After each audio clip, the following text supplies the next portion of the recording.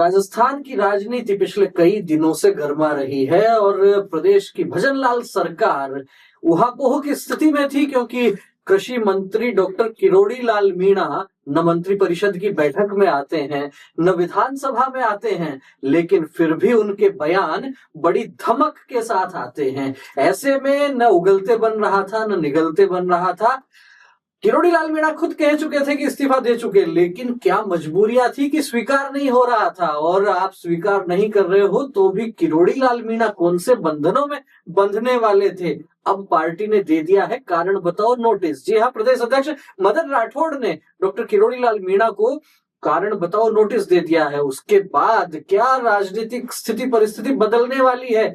क्या भाजपा के भीतर उबाल आने वाला है? क्या विरोध प्रदर्शन और तेज होगा? तमाम बातों पर चर्चा करने के लिए हमारे साथ में है वरिष्ठ पत्रकार प्रदीप जी बिदावत। प्रदीप जी, क्या लगता है जो चर्चा हम पहले कर रहे थे बाबा किरोड़ी लाल को लेके कि अब उनके कमंडल से क्या कोई श्राप निकलने वाला है, क्या लगता है? किरोड़ी लाल मीणा को लेके अपन पहले भी बात कर चुके हैं और अपन ने ये डिस्कस किया ही था कि कुछ बड़ा होने वाला है, और वो बड़ा ये हो गया कि भाजपा ने उनको नोटिस दे दिया और किरोड़ी लाल मीणा की ओर से अभी तक ये है कि वो नोटिस का जवाब देंगे। अब एक चीज देखिए कि एक तो पत्र की जो महत्ता है जी, सूचना पहुंचाने की महत्ता, उस पर बड़ा संशय खड़ा होने लगा है संगठनों की ओर से, भले ही वो भारतीय जनता पार्टी को या कोई सामाजिक संगठन हो जो किसी नेता को पत्र लिख रहा है।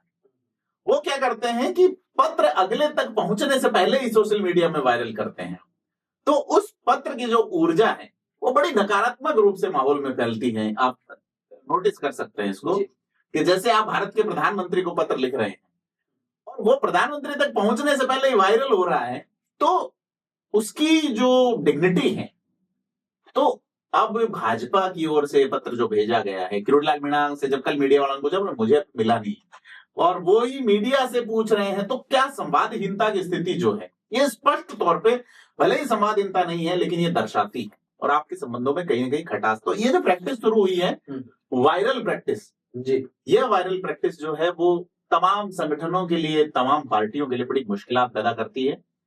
दूसरा, अपन बात करें किरोड़ी लाल मीणा पे इस्तीफे वाला जिक्र किया, 8 जून को इस्तीफा दिया था बाबा ने, फिर 25 जून को और दे दिया, लेकिन स्वीकार नहीं हुआ। फिर ट्रांसफर भी हुए, चलता रहा, चुनाव आ गए बीच में, दौसा में टिकट मिल गई उनके भाई को, ये सारी चीजें भी हुई। जी जी जी बिल्कुल। तो किरोड़ी लाल मीणा जो है वो ये चुनाव के बाद ही तो इस्तीफा दिया। मैं 25 जून का जो बता रहा हूँ, हाँ, चुनाव बाद में आया, ये लोकसभा चुनाव के वक्त उन्होंने चुनाव का जो परिणाम आया था और एक आधा दौसा अगर हार गए लोकसभा सीट तो हम इस्तीफा दे देंगे, और उन्होंने अपना। तो किरोड़ी लाल मीणा को समझने के लिए आपको उनकी जो व्यक्तित्व है, उस व्यक्तित्व के पॉलिटिशियन अब बचे नहीं। तो नई धारा, नया सिलेबस, किरोड़ी लाल मीणा एक पॉलिटिशियन जनता को जवाब क्या दे जो जनता के द्वारा ही बनाया गया। तो बड़ा है कि आपने अगर कमिटमेंट किया है, क्योंकि वाचा की शक्ति बहुत बड़ी शक्ति है राजनीति में जी। आपकी जैसे आप ये देखिए पॉलिटिक्स में देखें, अगर आप गांधी की पॉलिटिक्स देखें, नेहरू की पॉलिटिक्स देखें या वाजपेयी जी की देखें, या आप लालकृष्ण आडवाणी को याद कर सकते हैं, हवाला कांड में नाम आया, इंदिरा जी की देखें, आडवाणी जी की देखें, ये सब अलग अलग व्यक्तित्व है। भले ही आप जेपी की देखें, भले ही आप चंद्रशेखर की देखें, लेकिन इन व्यक्तित्वों में एक चीज कॉमन है कि इन्होंने पब्लिक से कोई कमिटमेंट किया तो उसके लिए प्रयास किया। यही एक लीडरशिप की क्वालिटी होती है कि लीडर अगर अपने कमिटमेंट के लिए खरा नजर नहीं आता, कि साहब हम प्रतिपक्ष में रहते हुए ये कर रहे थे और पक्ष में आ गए तो ठीक है, अब सत्ता में आ गए हैं तो ठीक है, हमारा काम तो हो गया। अब ऐसे में तो ये कहा जा सकता है कि किरोड़ी लाल मीणा ने तो जो बात कही थी कि यदि दौसा हारेंगे और पूर्वी राजस्थान की सीटें हारेंगे तो मैं इस्तीफा दूंगा, तो किरोड़ी लाल मीणा ने तो अपना कॉल निभाया। एग्जैक्टली। लेकिन क्या लगता है पार्टी ने फेल किया, फिर उनको इस्तीफा स्वीकार नहीं किया, अधर में अटका गया? ऐसा भी पार्टी ने भी तो ये नहीं कहा था कि इस्तीफा स्वीकार करेंगे। तो टेक्निकली दोनों अपनी जगह ठीक है। बाद में जगमोहन मीणा को टिकट मिलना, फिर जगमोहन मीणा की हार से किरोड़ी लाल मीणा दुखी होते हैं, वहां टिकट कोई और मांग रहे थे, किरोड़ी लाल मीणा के साथ जो हुआ। और अब जो मेन मुद्दा है वो है पेपर लीक, भर्ती। वो बड़ी आज कोर्ट में उसको लेकर जिक्र हुआ है, चर्चा चली है, तो इसमें ईडी की एंट्री हुई है। और आप ये देखिए कि एक भर्ती जिसमें 35 दिन पहले आरपीएससी का सदस्य वो भर्ती लीक कर रहा है, पेपर लीक कर रहा है, 5 मिनट पहले जो पेपर लीक हुआ हो, ड्यूरिंग परीक्षा लीक हुआ, आपने भर्तियां रद्द की हैं। तो इसमें जो सब इंस्पेक्टर बने हैं उनका क्या कनेक्शन है मौजूदा सरकार से, बड़ी चीज। बाबा बार बार कह रहे हैं कि इस पर कार्रवाई, कठोर कार्रवाई होनी चाहिए, रद्द होनी चाहिए, और फिर रद्द क्यों नहीं की गई इसको लेकर भी वास्तव में उहापोह की स्थिति है। लेकिन बहरहाल हम चर्चा कर रहे थे कि जिस तरीके से कारण बताओ नोटिस दिया गया है, और साथ ही साथ प्रदेश अध्यक्ष मदन राठौड़ का जो बयान है उसको भी गौर करना जरूरी है। उन्होंने जो कहा है कि किरोड़ी के समर्थकों से एक प्रकार से कि उग्र नहीं हो, वे किसी दूसरे ग्रुप के नहीं है, परिवार में यदि कोई बात होती है, समझाइश की बात होती है, कोई बात पूछताछ भी यदि करनी होती है तो उसका ये अपना एक सिस्टम है। क्या लग रहा है कि भाजपा आलाकमान जो है इस बात से कहीं भयभीत है कि किरोड़ी लाल मीणा की जो फैन फॉलोइंग है वो कहीं आकर धावा नहीं बोल दे? क्या लगता है? बिल्कुल, आज मदन राठौड़ का बयान भी है और उन्होंने कहा है कि ये पार्टी की, परिवार की परंपरा है और उस परंपरा को हम निभा रहे हैं। अगर हमें बात करनी है, संवाद है, ये पत्र जो है उनका ये कहना है। एक चीज बड़ी कॉमन लगती है विवेक जी इसमें, विवेकानंद जी, वो ये है कि पिछली अशोक गहलोत सरकार देखो कि वहां फोन टैपिंग से एक पंगा शुरू हुआ जी, और पेपर लीक पे आते आते सरकार गई, और यहाँ पंगा शुरू हुआ है पेपर लीक से, फोन टैपिंग। क्या बात है। तो यह एक कॉन्ट्राडिक्ट कोरिलेशन नजर आता है यहाँ पे जी। और अब देखो सचिन पायलट इस पे क्या बोलते हैं, क्योंकि उन्होंने बड़ी लड़ाई लड़ी थी, उन्होंने आरपीएससी से पैदल यात्रा की थी।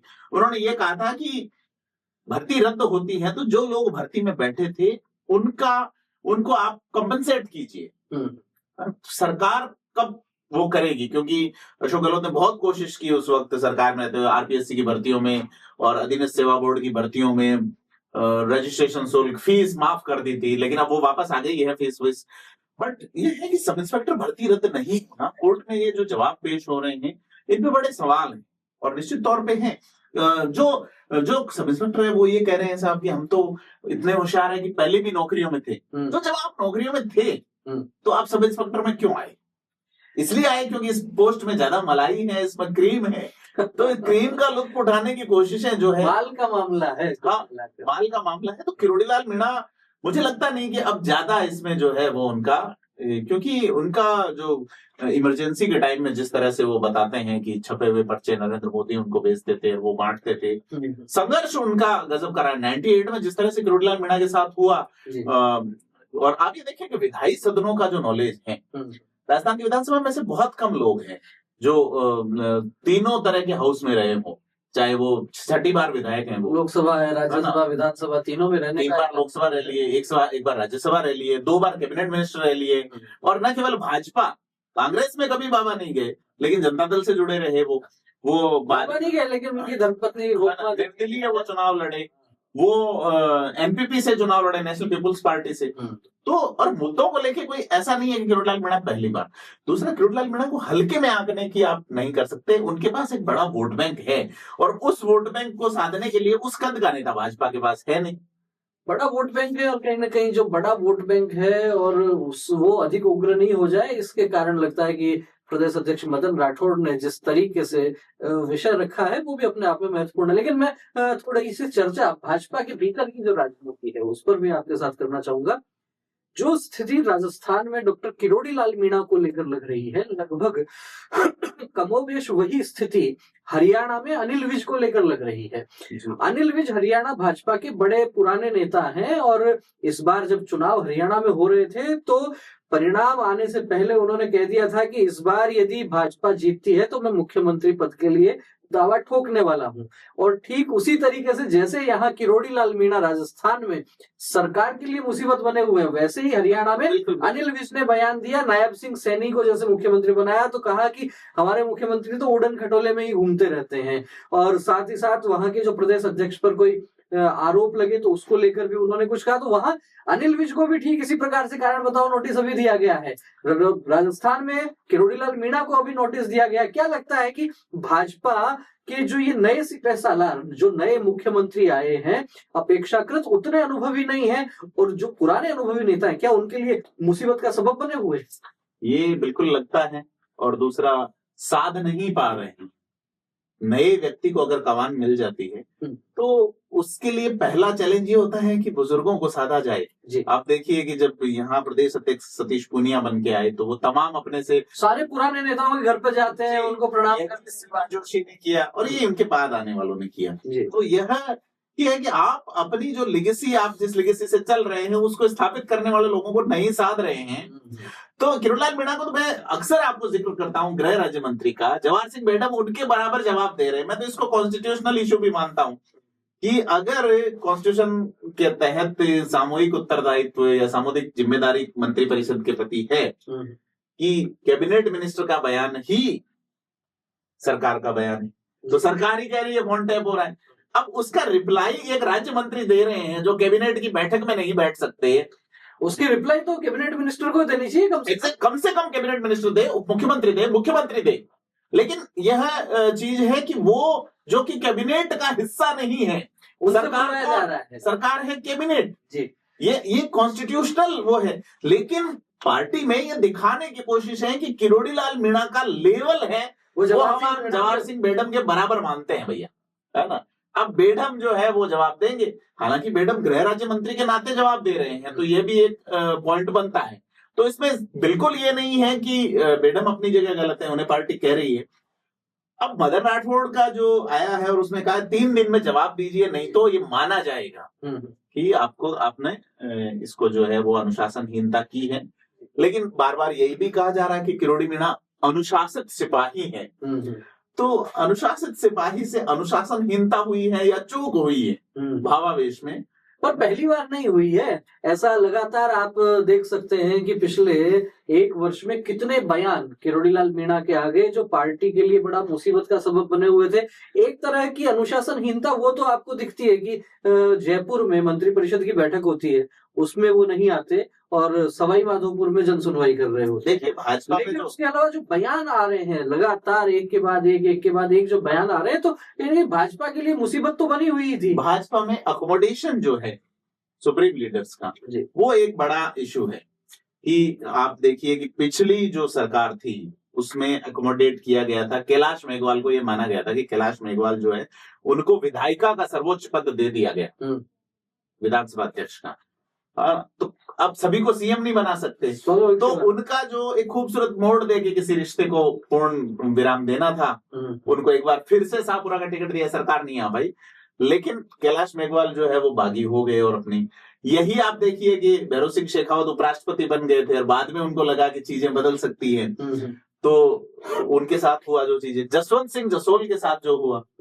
तो भाजपा अपने बुजुर्गों को कैसे मनाए, और उन बुजुर्गों को जिनके पास वोट हैं, जिनके एक इशारे पे क्योंकि आप जो बुजुर्गों की बात कर रहे हैं तो मुझे ललित किशोर जी चतुर्वेदी याद आ गए, रघुवीर सिंह कौशल याद आ गए, हरि सिंह भाबड़ा याद आ गए, भंवरलाल शर्मा याद आ गए। बिल्कुल ये एक अलग फेहरिस्त है। और जो आप बता रहे हो जसवंत सिंह जसोल हैं, भैरव सिंह शेखावत रहे, कैलाश मेघवाल रहे, या फिर इस दौर में किरोड़ीलाल मीणा रहे, कुछ अंतर है।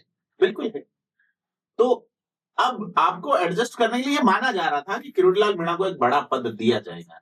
क्या भाजपा अपना पहला एसटी सीएम राजस्थान को देगी?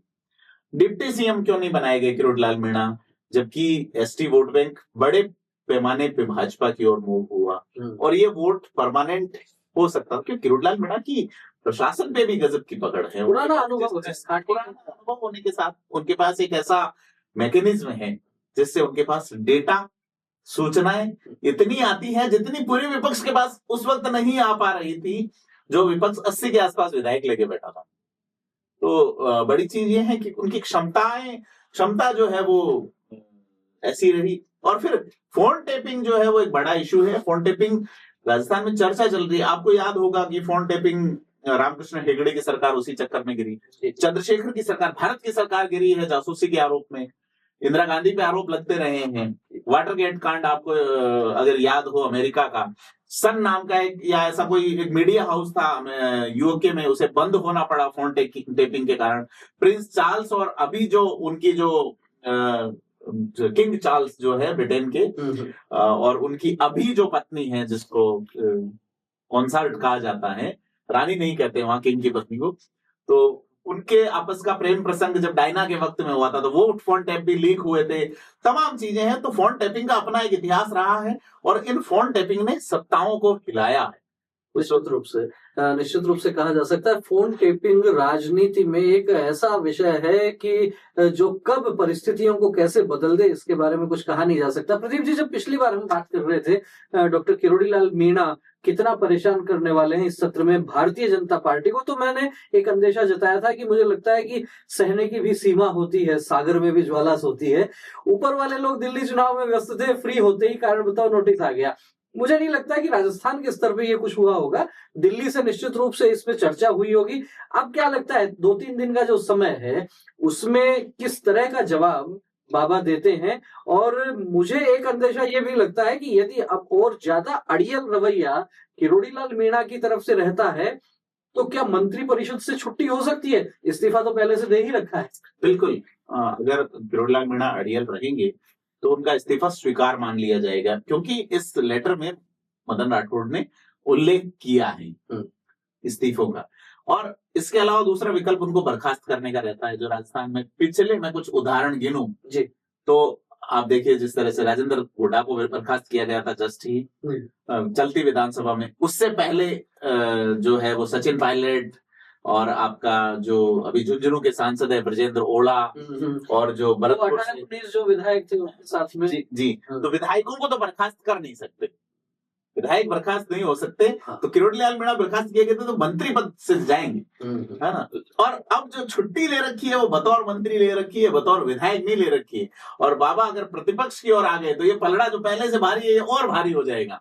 फिर भजन लाल जी जो 2 बार कुंभ हो आए, उनका जो है वो पुण्य जो है वो इस विधानसभा को और आगे ले जाने में कितना महत्वपूर्ण होगा ये देखने वाली बात है। तो बड़ी बात प्रदीप जी ने कह दी है कि यदि इधर से मंत्री परिषद से छुट्टी होती है और यदि हाथ कांग्रेस से मिला लिया जाता है तो निश्चित रूप से जो आपके 115 के आसपास जो विधायक हैं वो संख्या में चाहे ज्यादा रहे, लेकिन अनुभव के मामले में, कूटनीति और रणनीति के मामले में कहीं ना कहीं भाजपा सरकार के लिए मुसीबत हो सकती है। लेकिन क्या लगता है ऊपर प्रधानमंत्री नरेंद्र मोदी के साथ में जिस तरीके के संपर्क संबंध बताए जाते हैं डॉक्टर किरोड़ी लाल मीणा के, इतनी आसानी से उस तरफ चले जाएंगे यदि इस तरह की स्थिति लगी? कांग्रेस में तो लगता नहीं कि किरोड़ी लाल मीणा सीधे से जाएंगे, क्योंकि उन्होंने पॉलिटिक्स अलग तरह की है।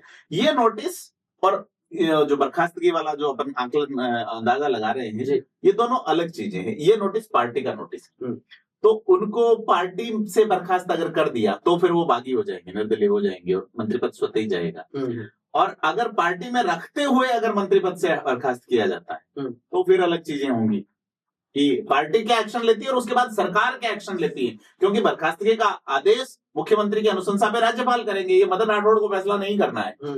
तो यह कुल मिला के जयपुर और उसके आसपास के इलाके की पॉलिटिक्स जो है, आप ये सोचिए कि टीकाराम जूली जो संघर्ष कर रहे हैं डोटासरा से एक कदम आगे आने के लिए, वहां पे छटपटाहट चल रही है कि उनका भाषण नहीं हो। ये भजन लाल शर्मा ने कहा कितनी सत्यता है ये अलग बात है, लेकिन नहीं तो हुआ। फैक्ट है कि किरोड़ी लाल जब राज्यपाल के अभिभाषण के जवाब की ओपनिंग गोविंद सिंह डोटासरा कर रहे थे और क्लोजिंग टीकाराम को करनी थी, तो क्लोजिंग सेरेमनी हुई नहीं, बड़ी बात हो गई अपने आप में ये भी विधानसभा में। लेकिन ये भी देखा जा सकता है कि कांग्रेस पार्टी में जिस तरीके से 2 बड़े नेता अशोक गहलोत और सचिन पायलट, इनके बाद में यदि बात आती है कि अब नए चेहरे कौन दिख सकते हैं, तो उसमें विधानसभा में एक तरीके से चमकने का अवसर मिला टीकाराम जूली को। लेकिन डोटासरा उनको कितना अवसर देते हैं, प्रदीप जी ने अभी हमारे सामने ये भी विषय रखा। खींचतान केवल भाजपा के भीतर ही नहीं है, खींचतान तो कांग्रेस के भीतर भी है। लेकिन अब ये भाजपा में जिस तरीके से कारण बताओ नोटिस दिया गया है डॉक्टर किरोड़ी लाल मीणा को, तो आखिर ये राजनीति, दबाव की जो राजनीति है, अभी तक doctor Kirori Lal Meena upper hand पर थे और सरकार कहिए या संगठन ये बैकफुट पर था, लेकिन अब कहीं ना कहीं ये बॉल चली गई है किरोड़ी लाल मीणा के पाले में। क्या कहना चाहेंगे, क्या स्थिति लगती है आने वाले दिनों में कुछ और राजनीतिक सरगर्मियां लगातार सरगर्मियां बनी रहेंगी और इस बने रहने में सीधे तौर पे लगता है कि किरोड़ी लाल मीणा जवाब क्या देते हैं। किरोड़ी लाल मीणा अगर जवाब से संतुष्ट कर देते हैं पार्टी को, क्योंकि पार्टी ये बताना चाहती है कि हम सुप्रीम हैं। हालांकि पार्टी यहाँ पे सभी अध्यक्ष नहीं बना पाई, प्रदेश अध्यक्ष का चुनाव भी नहीं हो पाया, लेकिन इन सबके बीच में किरोड़ीलाल मीणा को नोटिस देके मदन राठौड़ ने आला कमान का मैसेज फॉरवर्ड किया, बेसिकली देखा जाए। और अब किरोड़ीलाल मीणा के ऊपर अगर कोई एक्शन होता है, डिसिप्लिनरी एक्शन, तो कोई कमजोर आदमी वो है नहीं। और मुझे लगता है कि 73 साल उनकी उम्र है जी। जहां तो इस राजनीतिक उत्तरार्ध के दौर में किरोड़ीलाल मीणा को घर से गजब सपोर्ट मिलता है गोलमा देवी का। आप देखिए कि बाबा को अकेले नहीं पड़ते। कई बार पहले वो महुआ से विधायक भी रही हैं, महुआ से, लालसोट से किरोड़ीलाल मीणा खुद विधायक रहे हैं, किरोड़ीलाल मीणा दौसा के सांसद रहे हैं, किरोड़ीलाल मीणा अभी सवाई माधोपुर से विधायक है। तो कुल 6 बार में से लगातार अगर 2 जगह देखें तो 2 जगह में सिर्फ और वो सवाई माधोपुर से ही 2 बार एमएलए रहे हैं, 2008 में और 2023 में। बड़े क्षेत्र में व्यापक प्रभाव है डॉक्टर किरोड़ी। बिल्कुल बिल्कुल। वो सवाई माधोपुर से 13 का चुनाव हारे थे, 2 जगह से लड़े थे जब एनपीपी से, तो सवाई माधोपुर से वो दिया कुमारी के सामने चुनाव हारे थे। अब दिया कुमारी उप मुख्यमंत्री हैं, भजनलाल शर्मा मुख्यमंत्री हैं। संगठन में पिछली बार भी ज्यादा इनको वक्त दिया नहीं गया था, इस बार भी उनको जो विभाग दिए गए हैं उनमें से खींचतान, ट्रांसफर, पोस्टिंग, ऑर्डर्स, कई सारी चीजें आई है, तो उसको लेके बाबा का मूड उखड़ा हुआ है। और इनको सेट करने के लिए बड़ी टीम लगेगी। तो मदन राठौड़ तो कमतर रहे हैं ना, उनसे जूनियर रहे हैं, क्या वो मान जाएंगे? क्या उनको मनाने के लिए कौन? ये देखिए किरोड़ीलाल मीणा राजेंद्र राठौड़ के रिलेशन बहुत गजब के हैं, और किरोड़ीलाल मीणा राजेंद्र राठौड़ का खुद का मना नहीं पाएंगे, उनका विश्वास बहुत अभी डाउन और पार्टी उनको शायद फ्रंट फुट पे लाएगी भी नहीं। लेकिन पुराने लोग जैसे घनश्याम तिवारी, जैसे अनुशासन समिति वाली बात चलती है, तो क्या ये जो ओंकार सिंह लखावत है या और भी पुराने लोग, तो ये बड़ा है कि हरियाणा में कहावत है, बूढ़ा और रूस गयो तो पूर्ण मनावे। तो बुजुर्ग को कौन मनाए? तो नरेंद्र मोदी से कम बात बैठती लग नहीं रही, क्योंकि पुराना मामला रहा है। और अगर यह बजट जो 19 तारीख को पेश होना, इससे पहले बाबा का मूड बिगड़ गया, पारा बिगड़ गया, अभी तो सभी पार्टी लाइन पे है, सब अनुशासित सिपाही, घर में बात चल रही है, और ये अगर लाइन चूक गए तो फिर बजट जो है वो थोड़ा डिस्टर्ब होगा, निश्चित तौर पर डिस्टर्ब होगा। तो निश्चित रूप से कहा जा सकता है कि डॉक्टर किरोड़ीलाल मीणा का क्या जवाब आता है और कौन सी टीम लगेगी उनको मनाने के लिए। जैसा प्रदीप जी ने कहा कि घर परिवार में यदि बड़े बुजुर्ग रूठ जाएं तो उनको कौन मनाए? उनको या तो बहुत छोटे बालक अपने वात्सल्य जो होता है उसकी दुहाई देके और उनके पास जाके, जिस तरीके से हम घर परिवारों में देखते हैं जाके दादा की गोद में पोता बैठ जाता है, या तो ये एक भाव बड़े बुजुर्गों को ठीक लगता है, या फिर उनके समकक्ष जो लोग होते हैं, कुछ नाम आए हैं, लेकिन क्या दिल्ली दरबार को इसमें दखलंदाजी करना आवश्यक हो जाएगा? ये मामला राजस्थान के स्तर पर क्या समेटने में आएगा, आने वाला समय बताएगा। साथ ही साथ डॉक्टर किरोड़ीलाल मीणा उस कारण बताओ नोटिस का जवाब क्या देते हैं, उसकी भाषा क्या रहती है, इस पर भी बहुत कुछ निर्भर करेगा। तो जब वो जवाब देंगे उसके बाद हम फिर करेंगे चर्चा। लेकिन बहरहाल ये जो चर्चा हुई, डॉक्टर किरोड़ीलाल मीणा को जो नोटिस दिया गया और इसके इर्द गिर्द जो ताने बाने बुने जा रहे हैं राजनीति के, उनको लेकर आपका क्या कहना है, क्या प्रतिक्रिया है? अपनी प्रतिक्रिया कमेंट बॉक्स में अवश्य लिखें। वीडियो अच्छा लगा हो तो इसे लाइक करें, अधिक से अधिक लोगों से शेयर करें, और फिर मिलेंगे किसी एक और नए विषय के साथ। आप बने रहिए हमारे साथ। बहुत बहुत धन्यवाद। नमस्कार।